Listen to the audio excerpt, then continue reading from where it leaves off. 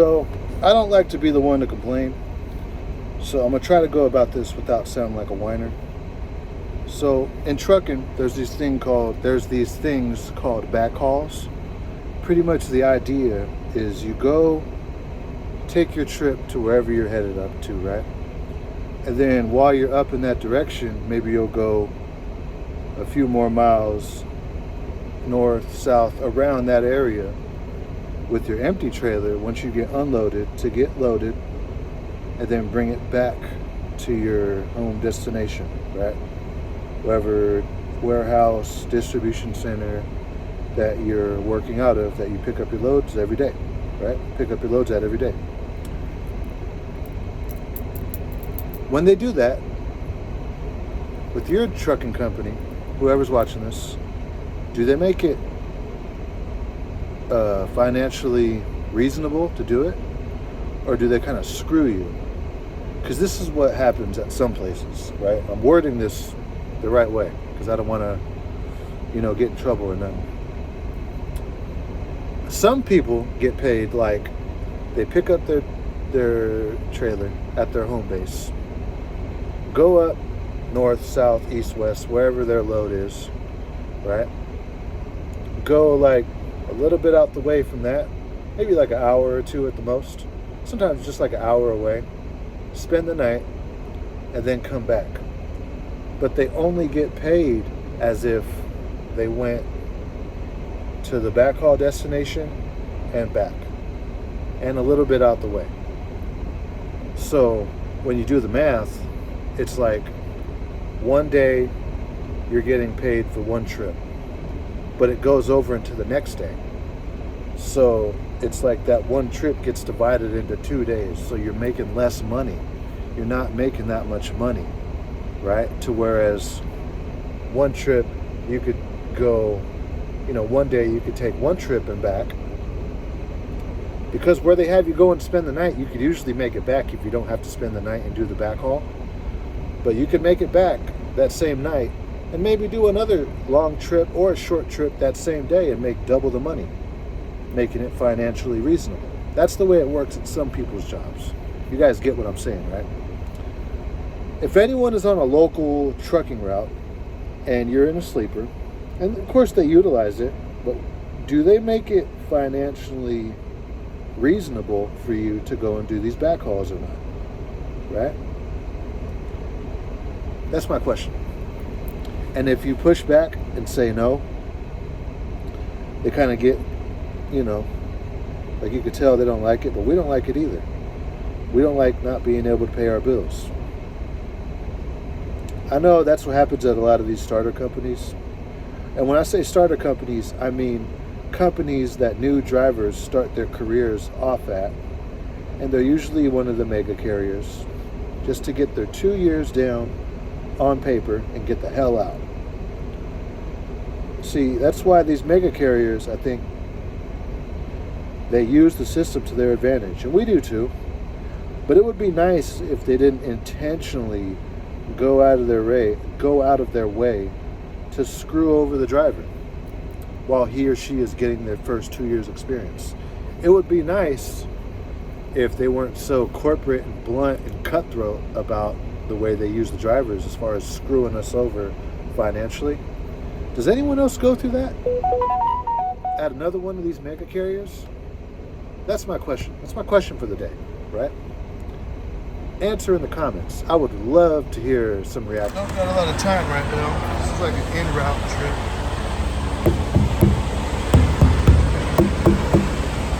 I don't got time to whip out the actual tire pressure gauge, whatever it's called. Just hammer these in the bottom real quick. Put inspection real quick. Sure ain't no nails in there. I'm good. There's some new tires on this. Just tree tripping the bobtail real quick.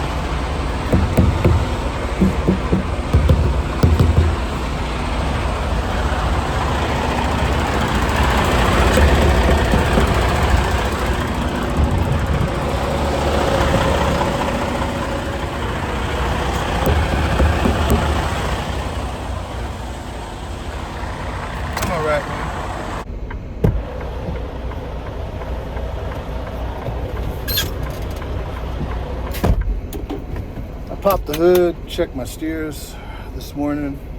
Fine. I'm gonna do the same thing on the trailer. I gotta get going, man. I'm working with limited time today. Pit stop in Lebec. Everybody knows where this is at. If you come down south here in California. Beautiful up here. Lebec is gorgeous. I didn't really vlog today because I was hauling ass after I left Lebec.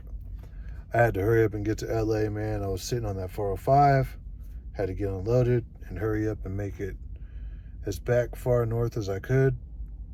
I'm in Wheeler Ridge. Closed out my trip, dude. I'm tired. I started in Modesto this morning. Woke up like at 6 in the morning. Tried to get a back haul. They didn't have nothing, so I just dead hauled to Bakersfield. Then got a load in Bakersfield to LA. Got unloaded. Came back. Wheeler Ridge, I consider it Bakersfield. Right? It's not in town. It's like 30 minutes up, but I have half an hour left on my DOT. You could go hard right here in your own state. You don't got to go OTR if you want to run your clock out. I'm tired. Again, we're professionals. I didn't make it all the way back to my yard tonight because I'm short on time. And if you're down to your last hour, you should really find parking or trip plan it to where you could park. You don't really want to be on the road on your last hour. You never know, an accident could happen and you're stuck and your clock runs out and you get a violation. So that's it. I'm tired and I'm going to see y'all tomorrow, man.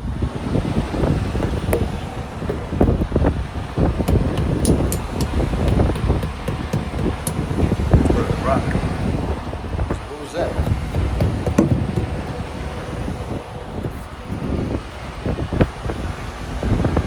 Feels good, lights are good, hands up.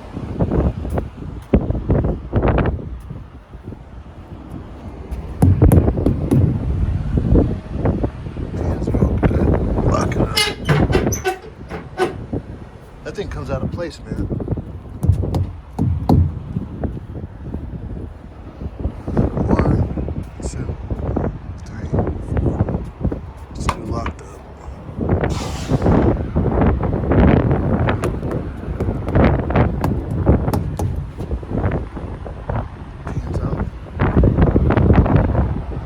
Out here.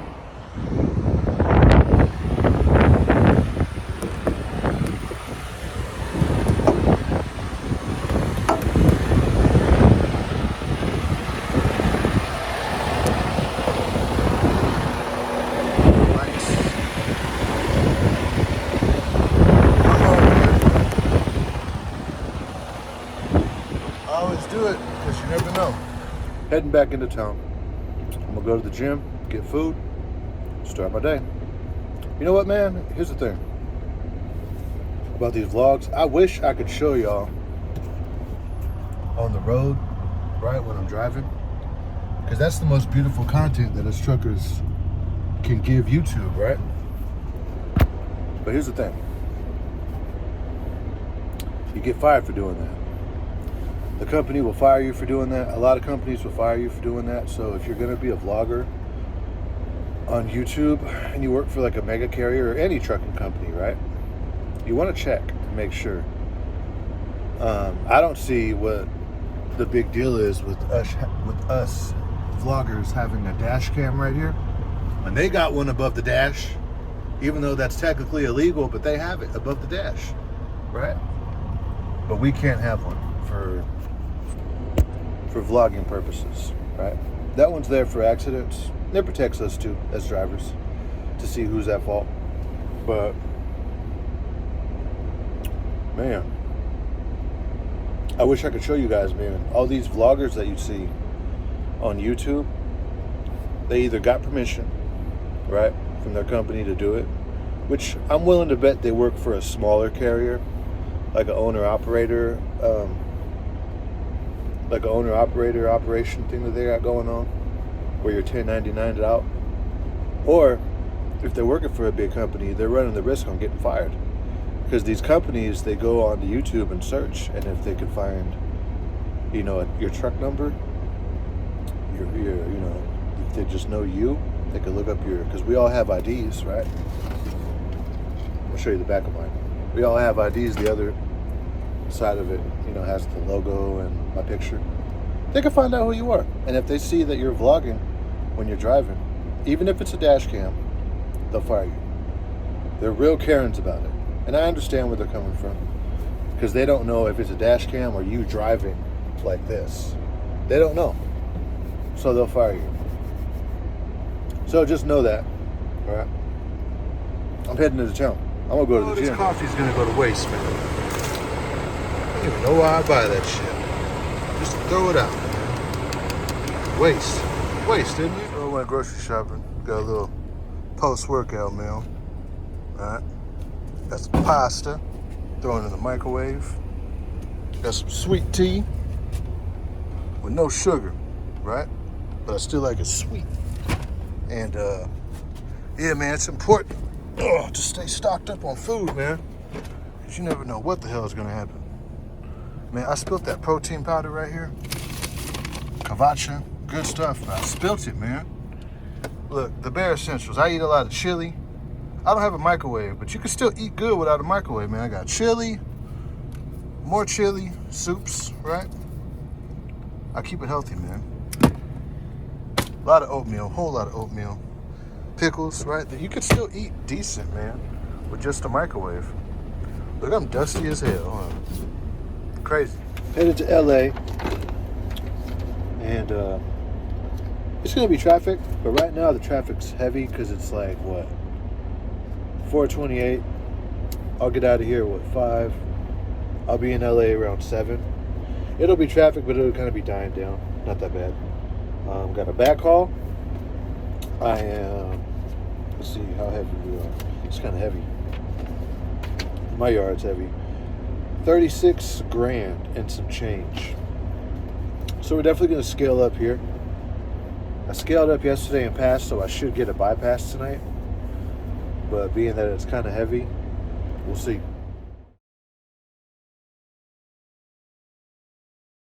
Sorry if that gave you a headache. That was a time lapse for the pre-trip.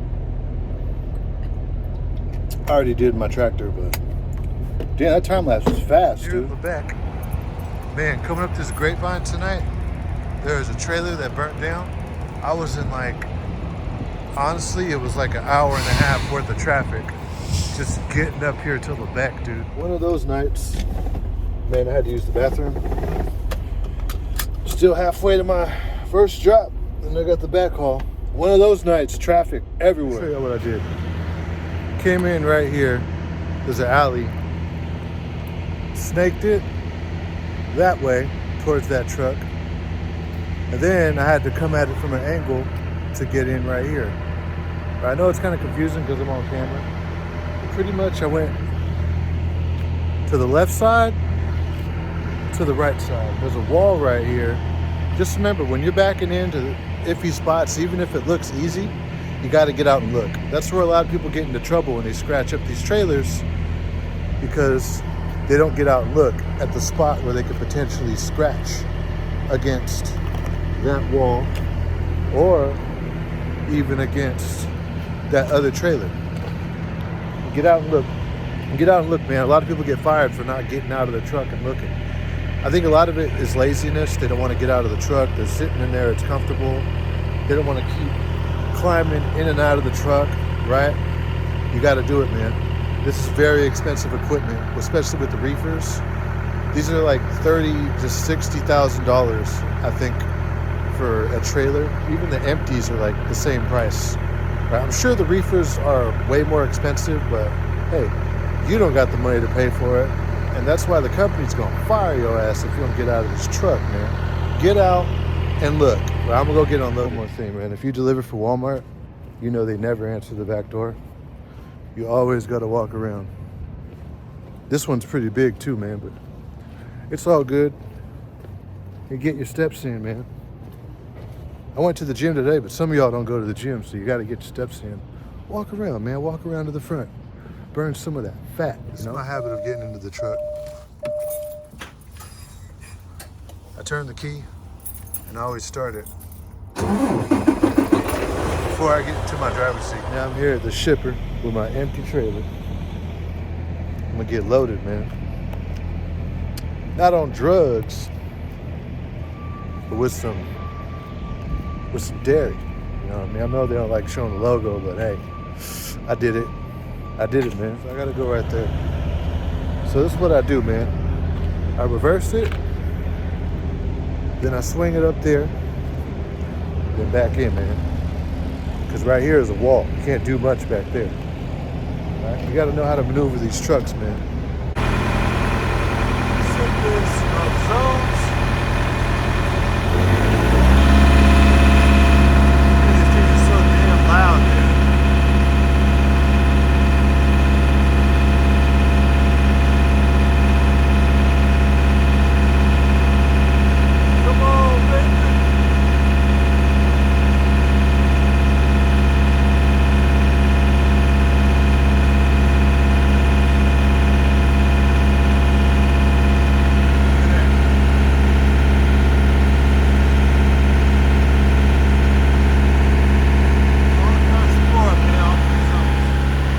Crazy how some drivers, older folks who really have trouble using a smartphone, they're still driving a semi-truck with written down directions on a piece of paper. It's mind-blowing how that still happens today.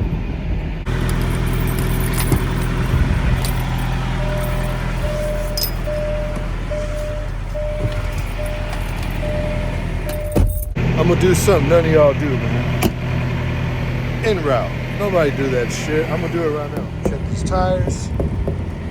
I already checked my my kingpin. I already checked that. Got my lights going. Check my reefer. I'm good. Right? I know the en route is kind of like being a Karen. But when you drive something this serious, you have to be a little bit of a Karen, honestly. I know none of y'all do it en route because I barely do that shit. But you know what? I'm making an effort. I've been making an effort to be a good old boy, man, to do these en routes. Think of it, man. How many trucks you see that are parked right on the side of the freeway, man? They don't even pull off enough, man. But, yeah, man, you know why that happens. They probably did the pre-trip, but they didn't do the en route trip, pre-trip, en route inspection. The inspection that you're supposed to do when you're in the middle of your load, when you do a drop and hook, right? When you get loaded, even with the same trailer, do an en route. After you get unloaded, check on your trailer, man. That's gonna keep you from breaking down, dude. This is some serious shit, dude. Let me check my high beams. How them high beams looking? Pristine, man. Yo, we're being good today. We're doing an en route. Look, man, I get it. I know these vlogs are boring. Trust me. I love YouTube, right? I know they're boring as hell. Companies make it that way. All these people that you see who have cool vlogs and they're truck driving, and you know they're taking their phone on the not their phone, but they have like a dash cam, and you could see the beauty out there on the highway. You get canned for that, dude. You get fired, right? Especially the guys that are driving with a GoPro, definitely get fired for that. Okay. I think it's dumb that we can't have a dash cam up there and we're recording. Like, it's totally hands-free. The dash cam is all the way down there on top of the dash, but like down a little bit. Because our dash, you know, it goes down. Why can't we have something down there? They got something above the dash.